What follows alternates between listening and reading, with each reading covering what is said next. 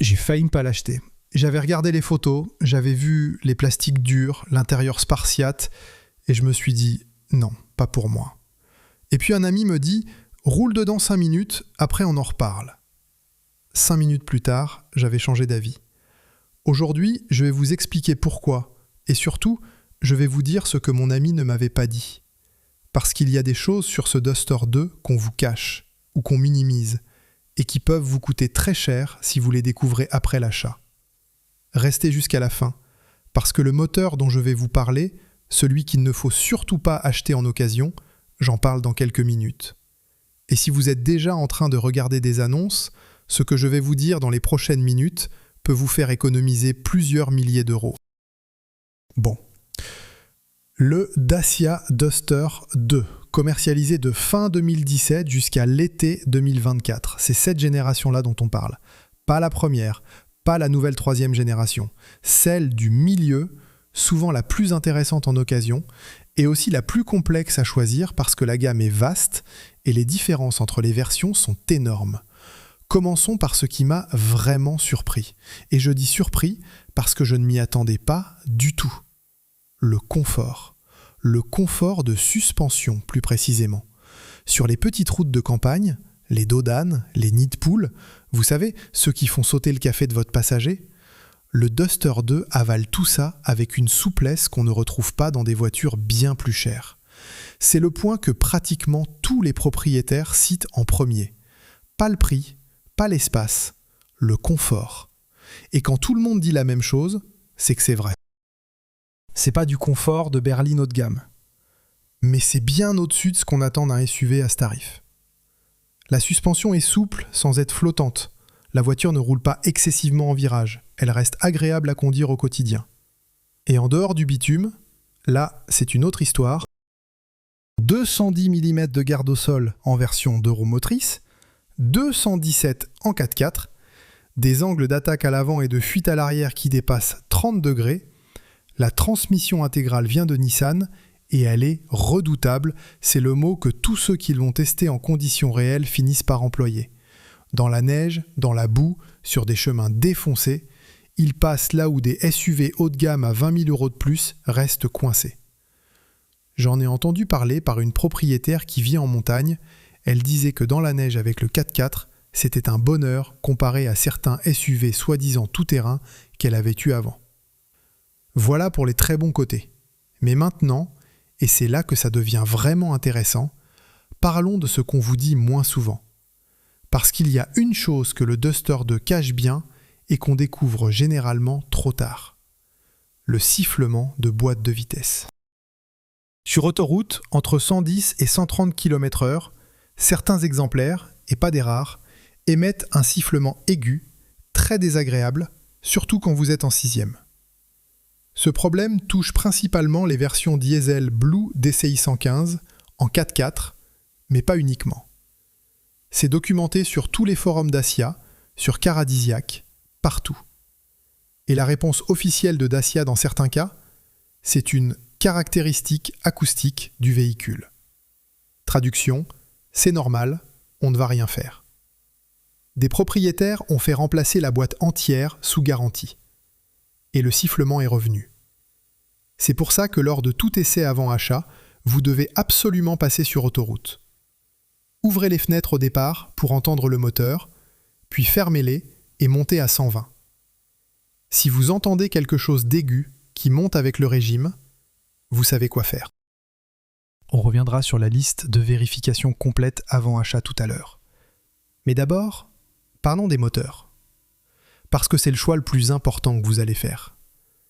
Il y a un moteur dans la gamme du Duster 2 qu'il ne faut absolument pas acheter en occasion. Je vais être direct. C'est le 1,2 TCE 125 chevaux. Ce moteur, qui a équipé de nombreux modèles du groupe Renault à l'époque, est connu pour une surconsommation d'huile anormale. Pas une petite surconsommation, une massive. Le genre qui, si vous ne vérifiez pas régulièrement votre niveau, peut mener à une rupture de chaîne de distribution et à une casse moteur complète. Des ateliers rapportent des moteurs fondus sur des véhicules avec moins de 100 000 km. Dacia a tenté des corrections, mais le problème n'a jamais été vraiment réglé. En occasion, si vous voyez ce moteur, passez votre chemin, sans même négocier. Ce n'est pas un risque qui vaut le coup. Le bon moteur, celui que je recommande sans hésiter, c'est le 1,3 TCE, 130 ou 150 chevaux. Ce bloc a été développé en partenariat avec Daimler, oui, le même groupe que Mercedes. Et ça se sent. L'agrément est nettement supérieur à tout le reste de la gamme. Couple généreux dès les bas régimes, silence de fonctionnement et surtout, il fonctionne avec une chaîne de distribution. Pas de courroie à remplacer tous les 6 ans, pas cette facture de 600 à 900 € qui tombe sans prévenir. La fiabilité globale est bonne, avec quelques cas isolés sur le 150 chevaux, des problèmes de capteur de pression d'huile signalés sur les forums, mais rien de systématique. Si vous faites vraiment beaucoup de kilomètres, le diesel 1,5 Blue DCi 115 a un argument massu, entre 4,8 et 5,5 litres au 100 en usage mixte. Pour un SUV, c'est remarquable. Mais ce diesel est équipé du système AdBlue, une technologie de dépollution qui injecte une solution durée dans les gaz d'échappement, et ce système peut poser des problèmes sérieux. Cristallisation de l'urée dans les conduites, capteur NOx qui lâche, voyant anti-pollution qui s'allume, et dans les cas graves, le véhicule passe en mode dégradé et limite sa vitesse.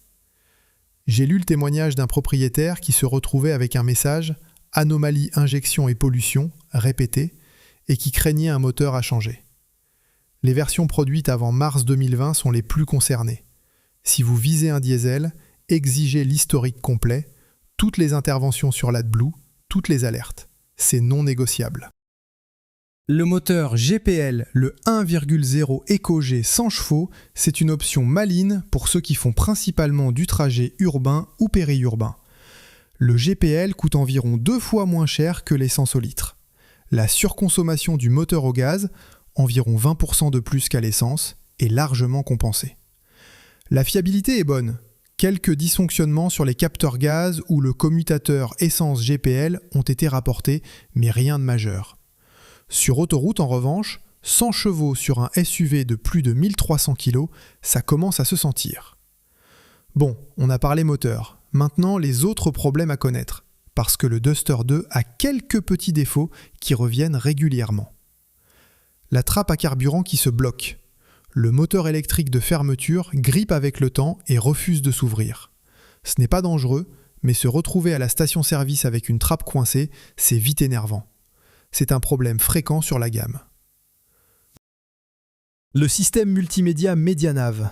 Des bugs, des écrans noirs, des déconnexions d'Android Auto et Apple CarPlay. Ce n'est pas une panne mécanique, c'est logiciel et ça a été partiellement corrigé avec les mises à jour. Mais lors de l'essai, testez tout. Caméra de recul, réplication smartphone, tout. La jauge à carburant fantaisiste sur les versions GPL et 4x4. Elle peut afficher des informations instables ou erronées, en général réglées par une reprogrammation, mais à savoir. Et le freinage. La quasi-totalité de la gamme a des tambours à l'arrière. Sur route normale, ça fonctionne. Mais en montagne, en charge lourde, avec des freinages répétés, la pédale peut devenir spongieuse.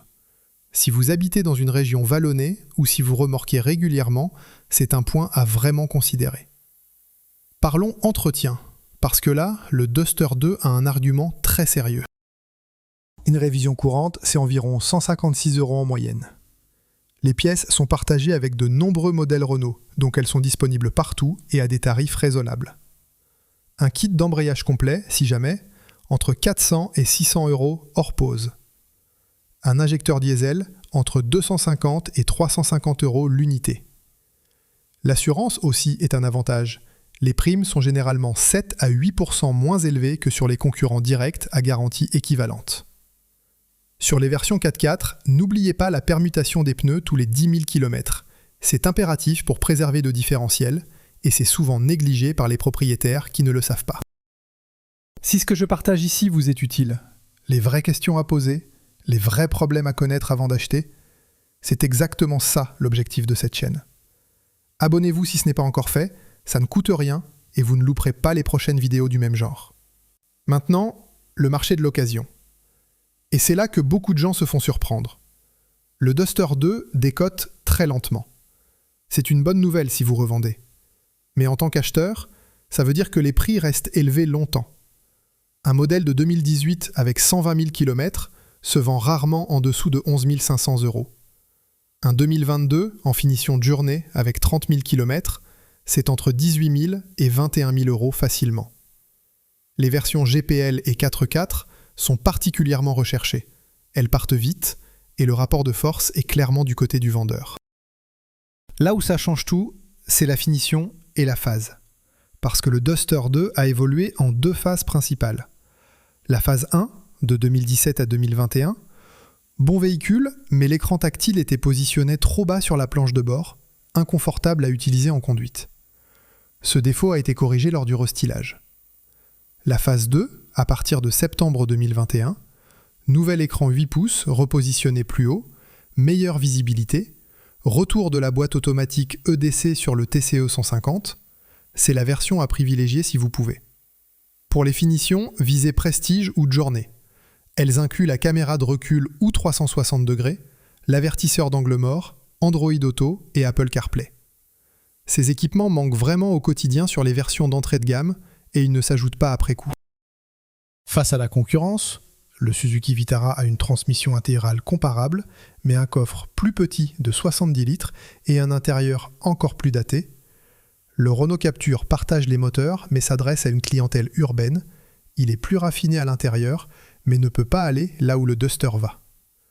Quant au Peugeot 2008, belle voiture, tenue de route plus dynamique, mais il coûte entre 4 000 et 6 000 € de plus en occasion équivalente, et il n'existe en aucune version à transmission intégrale.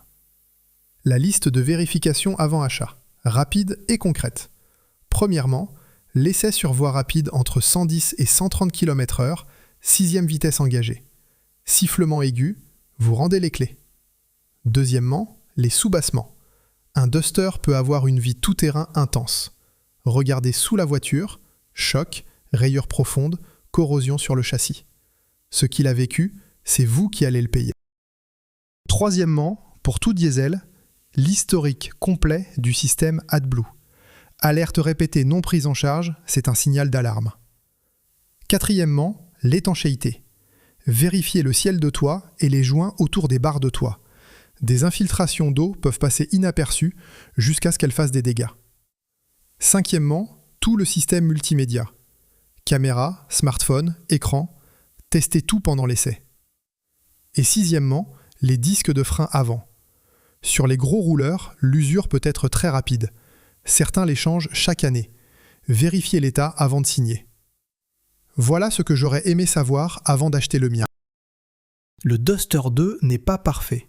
Il a des plastiques durs qui se rayent, un service après-vente qui peut parfois répondre « c'est normal » là où vous attendez une réparation. J'ai entendu des propriétaires raconter qu'on leur avait dit clairement qu'ils n'auraient pas gain de cause sous garantie. L'insonorisation à 120 sur autoroute n'est pas au niveau d'un Volkswagen ou d'un Peugeot. Et les tambours à l'arrière font ce qu'ils peuvent. Mais ce véhicule fait quelque chose que très peu de concurrents réussissent à ce prix. Il est honnête. Ce qu'il vous promet, il le tient. Le confort, la polyvalence, le coût d'usage, tout ça, c'est réel. Et dans un marché automobile où on vous vend souvent du rêve qui se transforme en cauchemar à l'atelier, ça compte énormément. Mon conseil final, 1,3 TCE, 130 chevaux, phase 2, finition Prestige ou de journée. Faites l'essai sur autoroute, vérifiez les sous-bassements. Et si quelque chose cloche, passez à l'annonce suivante sans regret. Il y en aura une autre. Le Duster 2, il s'en vend beaucoup. Il s'en vend parce que les gens qui en ont eu un reviennent souvent vers la même marque. Et ça, c'est peut-être le meilleur indicateur de fiabilité qui existe. À bientôt!